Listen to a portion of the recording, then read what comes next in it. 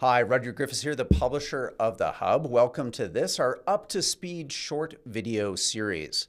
On this program, we interview regular contributors to The Hub, give you a sense of their latest news, insights, and analysis on the key issues and events making the news. Today, we're fortunate to have on the program Theo Argydas, Managing Director at Compass Rose Group.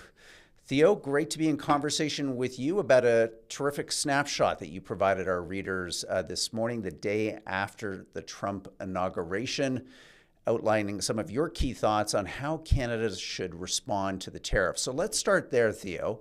How concerned are you about the news that came late last night that the president is mulling over the idea, the suggestion that there could be a 25% tariff on Canadian imports into the United States as of February 1st?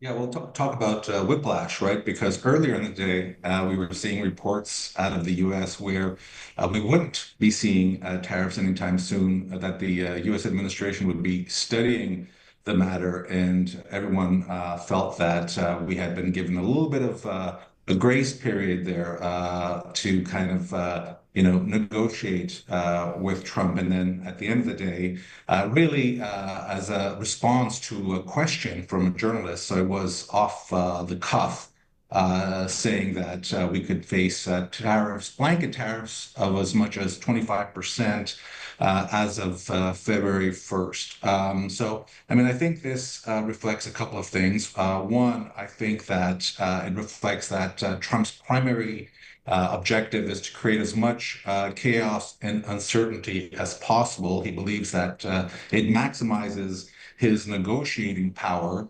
the more he scares the hell out of us, he thinks the more likely we are to negotiate. And maybe his objectives are not necessarily to kill the Canadian economy, but to just for us to kind of concede on a few things, which is why I actually do not think that we are going to see tariffs imminently, because I think that would undermine his negotiating power. The moment he imposes tariffs, then of course Canada and Mexico are going to respond in kind, and that's going to impose a massive cost on the U.S. economy and the U.S. consumer.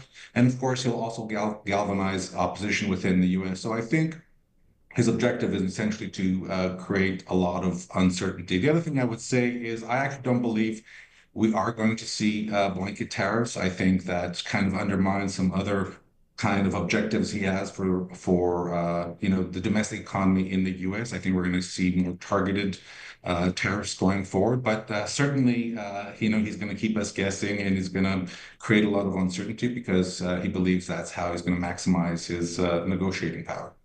Theo, what is your advice for Canadian decision makers? You had some in your brief for us today at thehub.ca. I mean, it's very destabilizing, isn't it? I mean, you have these seemingly, as you said, off the cuff remarks.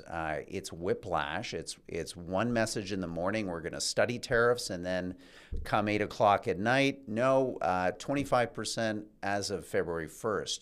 Should Canadian decision makers be reacting to this? Is it instead maybe just kind of noise that we should be tuning out, and if and when tariffs come, we'll react? Yeah. But until then, all of this is just a president sounding off. Yeah, I mean the stakes are so high that we can talk about this in theory and talk about what our negotiating tactics are should be, but the reality is that if we're wrong, then I mean the cost is huge, which is what he's trying to exploit here.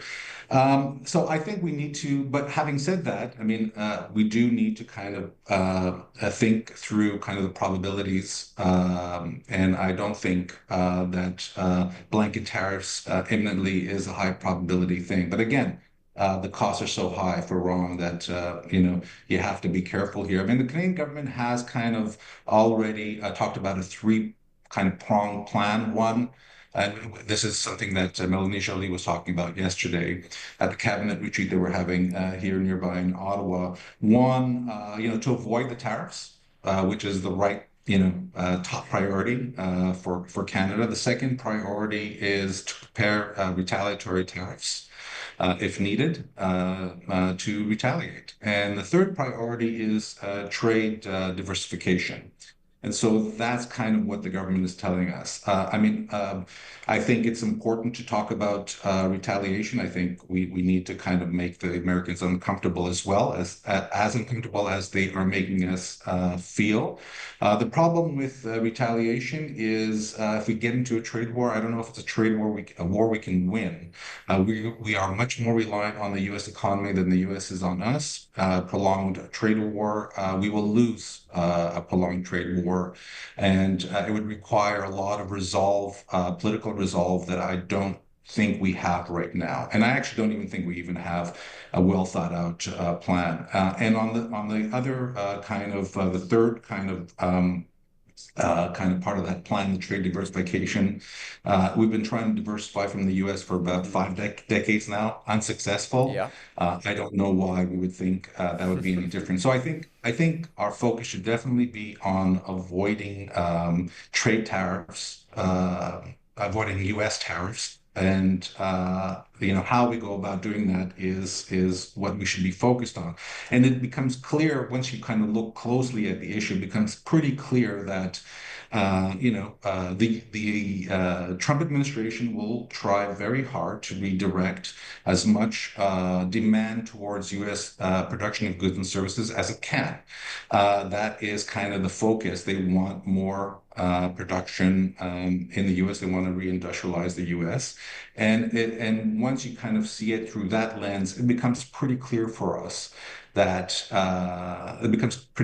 for Canada, we will need to buy more U.S. goods, and we have to figure out how we can do that. The big trick, I mean, that's also easier said than done because what ultimately that means in the medium and long term is that we would probably need to buy fewer goods from the rest of the world. So we're going to have to figure out a way, if we want to avoid a trade war, and assuming that these threats are credible, that we will have to find a way to redirect some of our demand, Canadian Yep. consumers and businesses, away from the rest of the world towards the U.S. Yeah.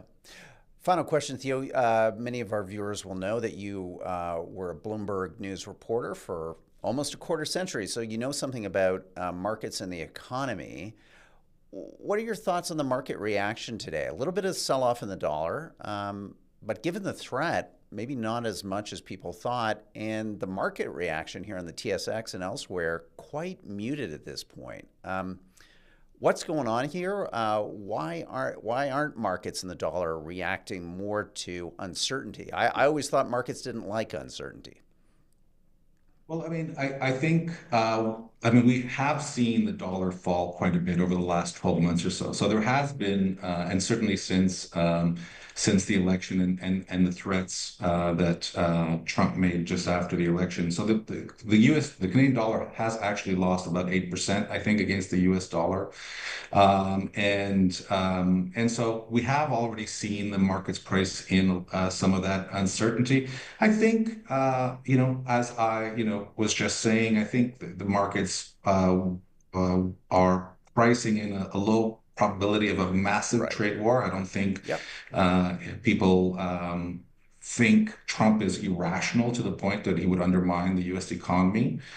So I think the markets are simply pricing in a scenario that is not the worst case scenario, and it's a wait and see. And we just saw, just kind of the whiplash that we had yesterday. I think Yep. that doesn't really kind of suggest seriousness either. So I think people think he's just negotiating. Yeah, we will wait and see, as they say.